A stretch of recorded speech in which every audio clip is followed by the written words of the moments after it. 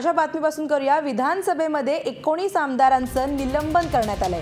अर्थसंकल्प मांडत असताना गोंधळ घातल्याप्रकरणी ही संपूर्ण कारवाई करण्यात आली आहे। 22 मार्च ते 31 डिसेंबर पर्यंत या 19 आमदारांना निलंबित करण्यात आलंय। दरम्यान तिसऱ्या आठवड्याचं कामकाज सुरू होताच संसदीय कामकाज मंत्री गिरीश बापट यांनी विरोधी आमदारांच्या निलंबनाचा प्रस्ताव मांडला आणि तो प्रस्ताव आवाजी मतदानानं मंजूर सुद्धा झाला। दरम्यान त्यानंतर निलंबन मागे घेण्याची मागणी करत विरोधकांनी सभात्याग सुद्धा केला आणि निलंबन मागे घेईपर्यंत विरोधकांनी सध्या कामकाजावर बहिष्कार टाकलाय। ताजी बातमी आताची। विधानसभेमध्ये 19 आमदारांचं निलंबन करण्यात आलंय। अर्थसंकल्प मांडत असताना गोंधळ घातल्याप्रकरणी खरं तर ही संपूर्ण कारवाई करण्यात आली आहे। 22 मार्च ते 31 डिसेंबर पर्यंत या आमदारांवर निलंबनाची कारवाई करण्यात आली आहे।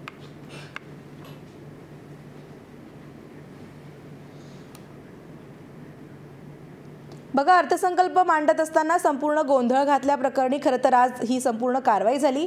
तर या आमदारांमध्ये काँग्रेस आणि राष्ट्रवादीच्या तब्बल 19 आमदारांचा समावेश आहे। हे आमदार नेमके कोण आहेत आपण त्यावर एक नजर टाकूया।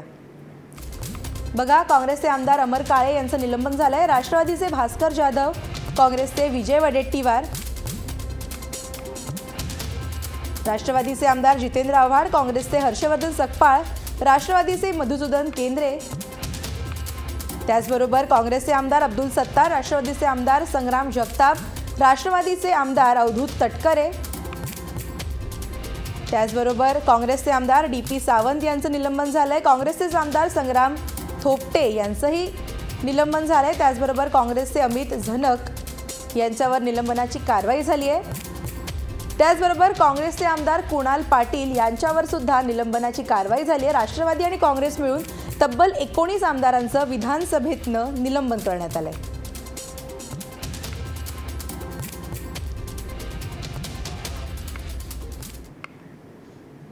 बघा, आपण बघितलं या 19 आमदारांचं खरं तर आज विधानसभेतनं निलंबन करण्यात आलंय। पण या निलंबनामागची खरं तर अनेक कारणं सुद्धा समोर येत आहेत। ही कारणं नेमकी कुठली आहेत आपण त्यावर एक नजर टाकूया। बघा, सभागृहाबाहेर अर्थसंकल्प जाळणं हा प्रमुख कारण या प्रकरणी समोर येत आहे। त्याचबरोबर बॅनर फडकावणे, विधानसभेमध्ये टाळ वाजवणे, घोषणाबाजी करणे आणि अध्यक्षांच्या सूचनांचं पालन न करणे ही सगळी प्रमुख कारणं खरं तर या निलंबनाच्या मागची समोर येतात आणि या सगळ्या कारणांवरनं 19 आमदारांना निलंबित करण्यात आले।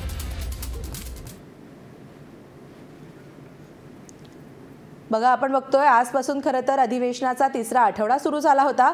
अधिवेशनाचं कामकाज सुरू होण्याच्या आधी संसदीय कामकाज मंत्री गिरीश बापट यांनी या 19 आमदारांच्या निलंबनाचा प्रस्ताव मांडला। अर्थसंकल्प सादर होत असताना या सगळ्या आमदारांनी गदारोळ केला होता आणि म्हणूनच या सगळ्या आमदारांवर म्हणजेच राष्ट्रवादी आणि काँग्रेसच्या 19 आमदारांवर ही निलंबनाची कारवाई झाली आहे। आणि काय नेमके अपडेट्स आहेत याचबद्दल आपण सविस्तर बोलूयात। आमचे प्रिन्सिपल करस्पॉन्डंट पंकज दळवी सध्या आपल्यासोबत आहेत। पंकज, आपण बघतोय अर्थसंकल्प सादर करत असताना गदारोळ केला म्हणूनच या 19 आमदारांचं निलंबन झालंय। नेमक्या या सगळ्यातनं आता काय प्रतिक्रिया समोर येत आहेत? असे ना, अर्थसंकल्प चालू असताना बॅनर दाखवणं, बॅनर फडकावणं, गोंधळ करणं, सभागृहात टाळ वाजवणं, अर्थसंकल्प सादर होताना अडथळा निर्माण करणं, या सगळ्या गोष्टींचं कारण सांगून सभागृहाचं कामकाज विशेष बैठक जेव्हा विधानसभेची सुरू झाली तेव्हा हरिभाऊ राठोड यांच्यासमोर अध्यक्ष होते आणि त्यांनी गिरीश बापट यांनी जो आहे तो प्रस्ताव ठेवला की अशा पद्धतीने गोंधळ केल्यामुळे यांना निलंबित करण्यात यावं। आवाजी पद्धतीने प्रस्ताव जो आहे तो मंजूर करण्यात आला। 19 जणांना जे आहे ते 22 मार्चपासून 31 डिसेंबर म्हणजे हे अर्ध अधिवेशन, पावसाळी पूर्ण अधिवेशन आणि हिवाळी पूर्ण अधिवेशन जे आहे त्या काळासाठी 2.5 अधिवेशनं जवळजवळ जे आहेत ते निलंबित करण्यात आलेले आहे। 19 आमदारांची निश्चितच मोठी संख्या आहे असं म्हणावं लागेल। विरोधकांचं म्हणणं आहे की जर का कपात सूचना आली असती आणि तर सरकारला अडचणीचं ठरलं असतं म्हणून सरकारने आधीच काळजी घेऊन यांना निलंबित केलेलं आहे। दर्शना, अगदी खरे पंकज, आपण बघितलं खरं तर या 19 आमदारांवर निलंबनाची कारवाई झाली आहे। पण या सगळ्या आमदारांची पुढची भूमिका नेमकी काय असेल? कारण जसं आपण बघितलं या सगळ्या आमदारांनी सभात्याग सुद्धा केलाय। आता जे आहे पूर्ण विरोधकांनी सभात्याग केला। आता काँग्रेस राष्ट्रवादी दोघांची मिळून एक जॉईंट बैठक जी आहे ती आता होईल आणि या बैठकीमध्ये नक्की काय करायचं, मुख्यमंत्र्यांकडे निलंबन रद्द करण्याची मागणी करायची काय, सगळ्यावरती जे आहे तो निर्णय घेतला जाईल। चर्चा करू। अगदी खरे पंकज, एकंदरीत या बैठकीतनं नेमकं काय समोर येतं हे खरं तर बघणे ते महत्त्वाचं ठरते. पण थँक्यू व्हेरी मच हे सविस्तर अपडेट्स दिले त्याबद्दल. 19 आमदारांवर खरं तर ही संपूर्ण निलंबनाची कारवाई झाली आहे. यानंतर विधान परिषदेचे विरोधी पक्षनेते राधाकृष्ण विखे पाटील यांनी नेमकी काय प्रतिक्रिया दिली ते आपण पाहूया. त्यांच्याशी बातचीत केली आमचे प्रिन्सिपल करस्पॉन्डंट पंकज दळवी यांनी. विखे पाटील आहेत विरोधी पक्षनेते. सर, थेट 19 जणांचं निलंबन केलेलं आहे, सूडबुद्धीने निलंबन केलं आहे. हे स्पष्ट आहे की केवळ मुस्कटदाबी करण्याचा प्रयत्न करून शेतकऱ्यांच्या कर्जमाफीची मागणी करणाऱ्यांनाच खरं म्हणजे सरकारनं त्याच्यामध्ये कर्जमाफी तर दिलीच नाही, परंतु अतिशय सूडबुद्धीनं आमदारांच्यावर निलंबनाची कारवाई केली त्यांनी. सुधीर मुनगंटीवार स्पष्ट म्हणाले, जेव्हा ज्या नियमांमुळे अजित पवारांनी निलंबन केलं होतं त्याच नियमांनी आम्ही जे आहे ते निलंबन केलं. काय रिफ्लेक्ट होतं या गोष्टी? अजित पवारांच्या वेळामध्ये तर आम्ही काही वेगळी कारणं होती. अर्थसंकल्प फक्त मांडू द्यायचा नाहीच त्यांची भूमिका होती, बाकी कुठलं कारण नव्हतं. पण आम्ही 2 आठवडे शेतकऱ्यांच्या कर्जमाफीसाठी मागणी करतोय आणि त्या निमित्तानं अर्थसंकल्पामध्ये कर्जमाफीची सरकार घोषणा करेल अशी अपेक्षा होती. दुर्दैवाने ते घडलं नाही, परंतु सरकारने आमची किती मुस्कटदाबी करण्याचा प्रयत्न केला, सरकारला ते जमणार नाही. आज लोकशाहीची हत्या त्यांनी केलेली आहे याचा 19 आमदार आहेत, संख्या मोठी आहे. कुठेतरी विरोधकांचं खिळखिळ करणं किंवा विरोधकांना धक्का देणं हे तंत्र होतं.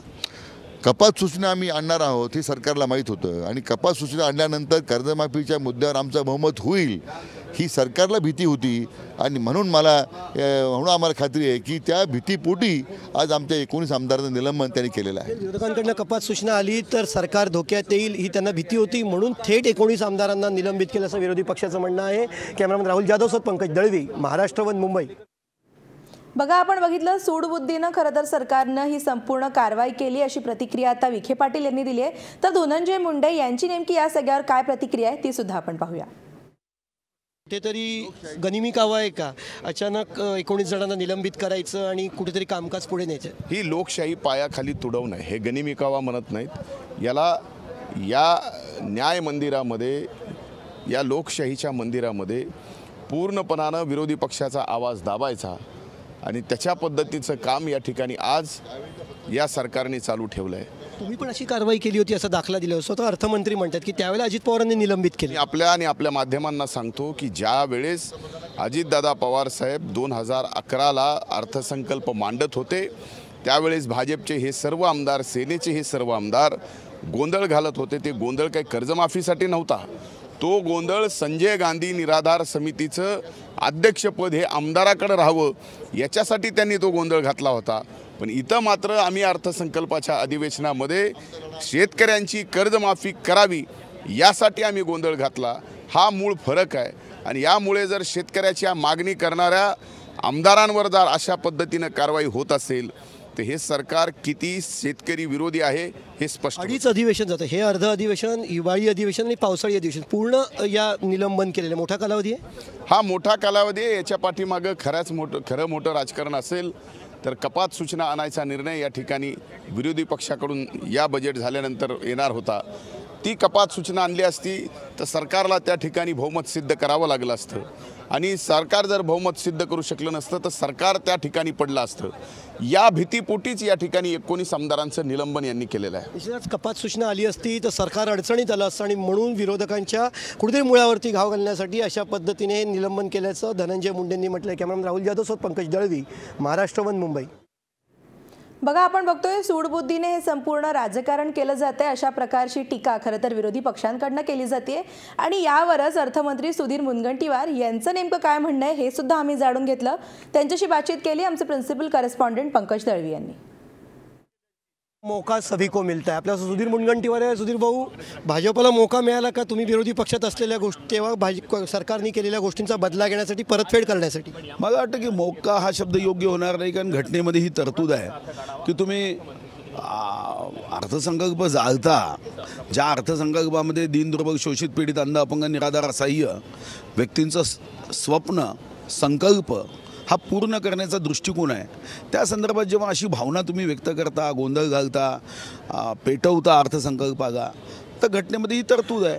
लोकशाहीच्या काही मर्यादा आहे, परंपरा आहे, प्रथा आहे, विधिमंडळाच्या मर्यादा, प्रथा, परंपरा आहे, विरोध व्यक्त करण्याच्या काही मार्ग आहे. 19 जणांना निलंबित केलं. काय ठोस कारण आहे जी कामकाज मंत्र्यांनी सभागृहात ठेवली?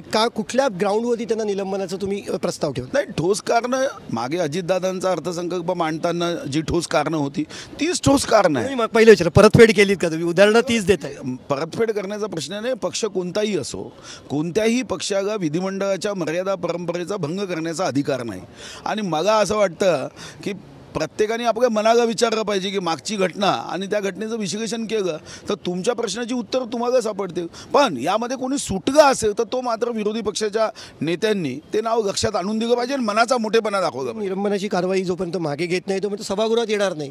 सत्ताधाऱ्यांसाठी चांगली गोष्ट आहे का कामकाज पुढे रेटून नेलं जाईल? मला असं वाटतं की असं दबाव तंत्र आणून किंवा भावनेवर घटनेची पायमल्ली होता कामा नये. घटनेच्या तरतुदींवर काम झालं पाहिजे आणि अशा पद्धतीचं लोकशाहीच्या माध्यमातून दडपण आणण्याचा प्रयत्न केला तर आज तुम्ही सांगता आम्ही विधिमंडळात येत नाही. एक दिवस तो दूर नाही जेव्हा जनता सांगेल तुम्ही जाऊ नका. शेवटून ज्या पद्धतीने अजित पवार अर्थसंकल्प वाचत असताना तुमच्यावरती कारवाई करण्यात आली होती त्याच नियमात कारवाई केली का? म्हणजे कुठेतरी परतफेड? नाही, नियम नियमच आहे. तो नियम काही आम्ही बनवला नाही. जो नियम आहे परतफेड करण्याचा प्रश्न नाही. उद्या मी चुकलो तर मला निलंबित करतील, उद्या दादा चुकले दादा निलंबित होतील. समर्थन करता? नाही, निलंबनाचं समर्थन म्हणजे कायदा समर्थन करतो. मी समर्थन करणारा कोण आहे? कायद्यासमोर सर्व समान आहे. कोण पुनर्विचार करणार नाही विरोधी पक्षाच्या? त्यांनी प्रस्ताव दिल्यावर माननीय मुख्यमंत्री अध्यक्ष महाराज हे त्या दृष्टीने गंभीरपणे विचार करतील. पण मी असं म्हणतो की शेवटी प्रथा, परंपरा, मर्यादा याचं पालन करणं ही जबाबदारी सत्तारूढ पक्षाची नाही, सर्वांची आहे. मग आपण का नाही थांबवलं? तेव्हा मागे आपणच निलंबित केलं होतं. मग आता आपण निलंबित केल्यानंतर आपण या पद्धतीने काम करणं मला वाटतं योग्य नाही. पराभवाची किंवा त्यावेळेची परतफेड केली असं अर्थमंत्री मानायला तयार नाहीत. मात्र ज्या नियमाने अजित पवार यांनी त्यावेळेच्या विरोधी पक्षामध्ये भाजपच्या आमदारांचं निलंबन केलं होतं त्याच नियमातून यांनी जे आहे ते विरोधकांच्या आमदारांचं निलंबन करायचं म्हटलेलं आहे. कॅमेरामॅन राहुल जाधव, पंकज दळवी.